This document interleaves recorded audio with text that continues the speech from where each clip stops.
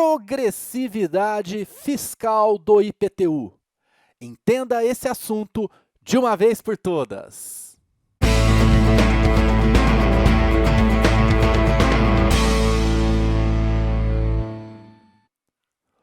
Olá, concurseiro de todo o Brasil! Muito obrigado por se conectar. Eu sou Alan Martins, agente fiscal de rendas no estado de São Paulo, professor de Direito Tributário e Legislação no CERS Cursos Online e autor pela editora Juspodium. E esse é o Minuto Tributário, a sua dica de Direito Tributário e Legislação. E hoje eu vou trazer para você a resposta, o gabarito e o comentário a uma questão que eu deixei nas minhas redes sociais sobre o tema que eu anunciei no início, o IPTU, na sua progressividade extrafiscal. Então, já vai deixando aí o seu like, a sua curtida e se inscreva no canal para acompanhar todos os meus vídeos, ativando as notificações para ser avisado, tá legal?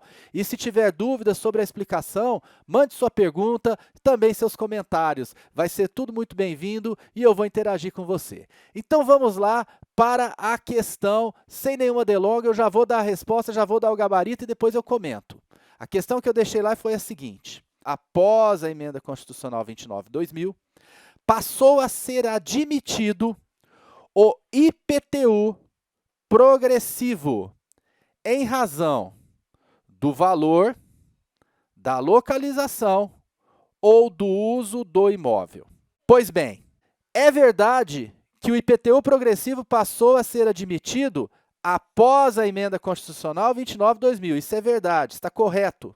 Antes eu não admitia IPTU progressivo em razão do valor do imóvel. Após a Emenda Constitucional 2000, passou a ser admitido o IPTU progressivo em razão do valor do imóvel. Quais são os erros dessa afirmativa que deixei para você?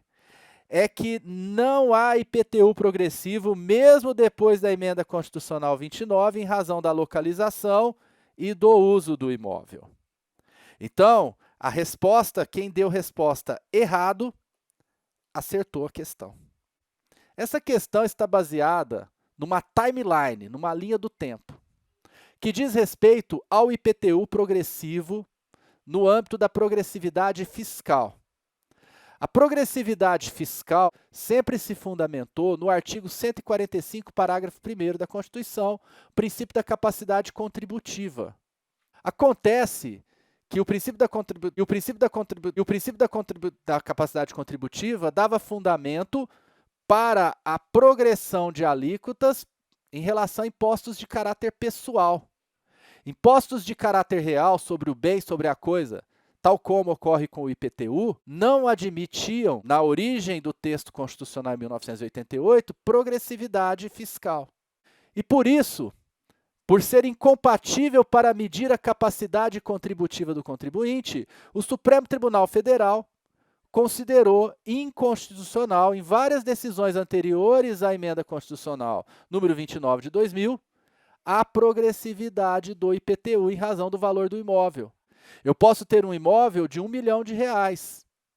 E aí, se estabelecer uma alíquota maior para esse imóvel de R$1 milhão, não vai medir a minha capacidade contributiva comparada com uma pessoa que é proprietária de dezenas de imóveis que valem 200 mil. Essa pessoa tem capacidade contributiva maior que a minha, porque ela tem dezenas de imóveis de 200 mil que dá um patrimônio muito maior que o meu imóvel de R$1 milhão. Então, você observa que o valor do imóvel não mede capacidade contributiva. E o que fundamentava a progressividade de alíquotas era apenas e tão somente a capacidade contributiva na redação original da Constituição de 88. Acontece que a Emenda Constitucional número 29/2000 veio trazer norma expressa de progressividade do IPTU em razão do valor do imóvel, tirando da fundamentação da capacidade contributiva a inconstitucionalidade da progressividade do IPTU. Como eu tenho uma norma específica, a Constituição passou a admitir, sem justificar na capacidade contributiva, a progressividade do IPTU, as alíquotas progressivas. Então, você observa que o Supremo Tribunal Federal acabou editando uma súmula que a súmula 668 é inconstitucional a lei municipal que tem estabelecido, antes da emenda constitucional 29 de 2000, que foi essa que eu citei que alterou tudo, alíquotas progressivas do IPTU. Então, a alíquota progressiva do IPTU antes da emenda constitucional número 29 de 2000 era inadmissível, porque não se harmonizavam com o princípio da capacidade contributiva, que era o único que poderia fundamentar a progressividade. Com a emenda constitucional 29 de 2000, passou a ser admitida essa progressividade para o IPTU em razão do valor do imóvel expressamente e, portanto, mudou a concepção do Supremo. Por isso que o Supremo, na súmula, deixou claro, antes da emenda 29 de 2000. O que nos leva à seguinte linha do tempo, a seguinte timeline que eu anunciei inicialmente. Antes da emenda constitucional 29 de 2000, conforme súmula 688, o IPTU progressivo era inconstitucional por violação do artigo 145, parágrafo 1º, que falava da capacidade, e ainda fala, ainda trata disso, contributiva. Mas e depois da emenda constitucional que trouxe IPTU progressivo expressamente, essa possibilidade? Com a expressa previsão constitucional, após a emenda constitucional 29 de 2000, admite-se o IPTU progressivo, ele passa a ser constitucional. E essa constitucionalidade se fundamenta no parágrafo 1º do artigo 156 da Constituição. Olha lá, sem prejuízo da progressividade no tempo, essa progressividade no tempo, ela é citada na súmula também. Ela é extrafiscal. É assunto para um outro vídeo. Progressividade no tempo é uma progressividade vinculada à questão da função social da propriedade. Sempre existiu na Constituição. Então, ressalvada essa progressividade, ficou estabelecido ainda que o imposto previsto no inciso 1 poderá, o imposto previsto no inciso 1 é justamente o IPTU, ser progressivo em razão do valor do imóvel.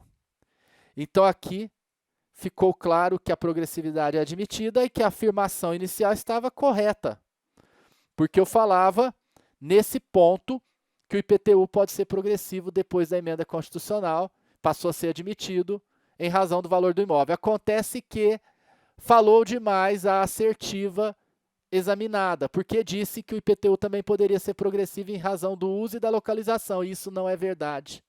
Em razão do uso e da localização, o que eu posso ter são alíquotas diferentes.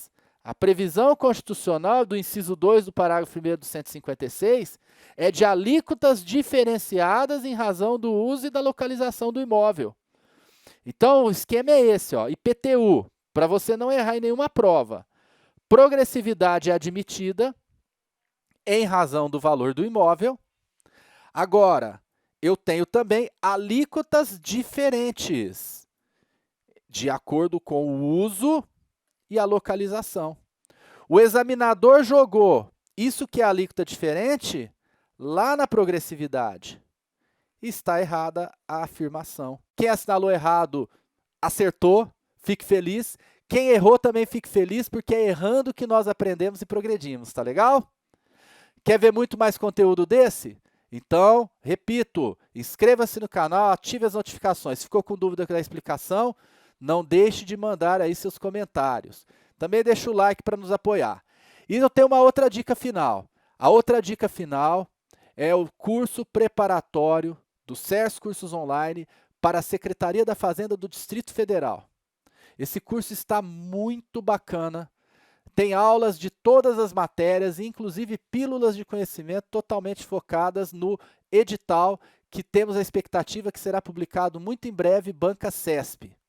E outra opção também é você ser assinante SERS Play. Se você fizer a assinatura SERS Play, você terá acesso a todo o conteúdo de área fiscal do SERS, a todas as aulas, a todos os cursos, a todos os materiais, a tudo que o SERS oferece de maneira ilimitada. A assinatura de 2 anos, ela está por cerca de R$ 60 por mês. Só isso você paga. A assinatura anual também, muito em conta, aproximadamente R$ 90 por mês. Só isso para você ter acesso a toda a preparação para a área fiscal. Espero que esse conteúdo seja útil para a sua preparação para concurso. Um grande abraço e até o próximo Minuto Tributário.